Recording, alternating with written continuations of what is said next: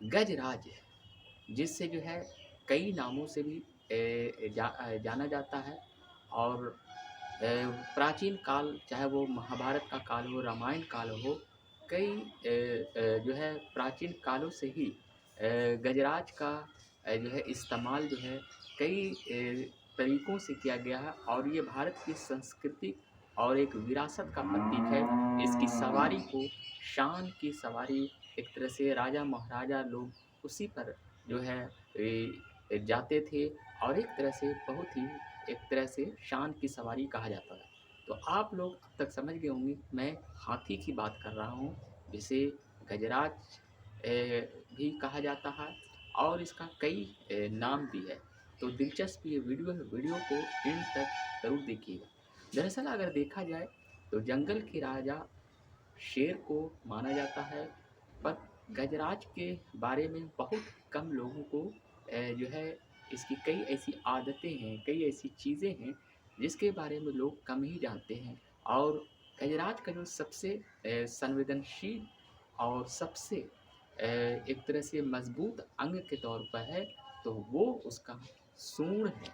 जी हाँ। और उस सूंड में जो है ऐसा माना जाता है कि 40,000 मांसपेशी यूनिट होते हैं। जी हाँ। और उस सूंड से वो बड़े-बड़े पेड़ों को भी वो उखाड़ फेंक सकता है। और साथ ही वो जो है छोटे से फूलों को भी स्पर्श कर सकता है। कहने का मतलब है कि वो उसकी सूंड जो है काफ़ी संवेदनशील और मजबूत होती है। और उसी से वो जो है कई चीज़ों को उखाड़ फेंकता है, उठा लेता है। और इसकी ये एक स्पेशल जो है 40,000 तक उसकी मांसपेशी की एक यूनिट के तौर पर उसे उसके सूंड की एक ख़ासियत है। ऐसा भी देखा गया है कि जब एक तरह के शोक या गम का जब माहौल होता है, तो हालाँकि कई ऐसे जानवर हैं जो इंसानों की तरह जो है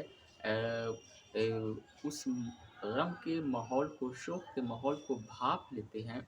और शुरू से ही आप लोग देखे होंगे कि गाँव हो, कस्बों हो, सुरक्षा के तौर पर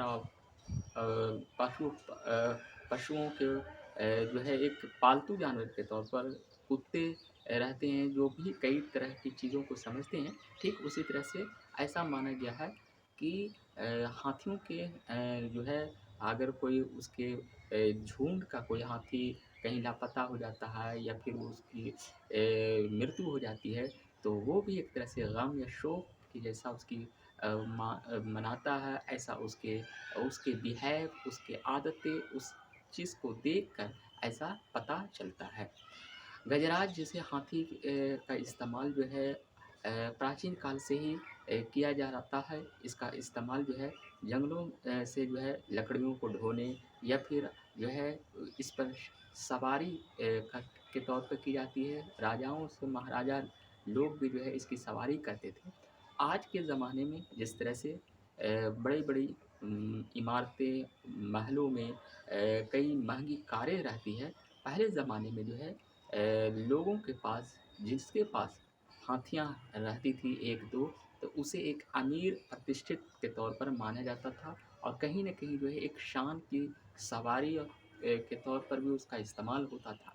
स्पेशली जो है त्योहारों में, किसी फेस्टिवल हो या फिर जो है शादी-विवाह में हाथियों को अच्छे ढंग से सजाया जाता था और फिर उस पर लोग चढ़कर एक जगह से दूसरी जगह जाते थे। हाथियों की अगर हम बात करें तो इसका इस्तेमाल जो है कई बार लकड़ियों को या फिर किसी भी सामान को ढोने में भी किया गया। और इस पर लोग एक जगह से दूसरी जगह जाते भी थे। आज के दौर में अगर देखा जाए तो आज भी कई जगहों पर मनोरंजन और पर्यटन के क्षेत्र में भी इसका इस्तेमाल होता है। कई ऐतिहासिक हिस्टोरिकल प्लेस के पास जो है कई हाथियों को जो है अभी भी लोग जो है उस पर बहुत से लोग शौक से चढ़ते हैं।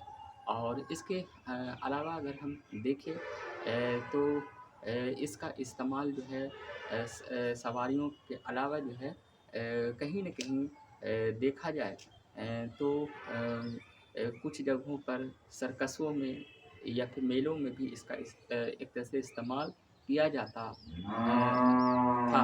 लेकिन आज के दौर में अगर देखा जाए तो जब से पशुओं को संरक्षित के लिए जो कानून बनाए गए हैं उसमें हाथियों को भी एक संरक्षित पशु के तौर पर माना जाता है। इसलिए हाथियों के साथ किसी भी तरह का क्रूरता वाला जो है व्यवहार नहीं किया जा सकता है। साथ ही जो है उसे जो है किसी ऐसी जगहों पर एक तरह से उसका इस्तेमाल खेल के तौर पर भी नहीं किया जा सकता है। एक संरक्षित प्राणी के तौर पर इसे जब से मान्यता दी गई है तो कई चीज़ों की वजह से वो उस पर जो है क्रूरता नहीं हो, उस पर रोक लगाई गई है। आज बस इतना ही, शुक्रिया।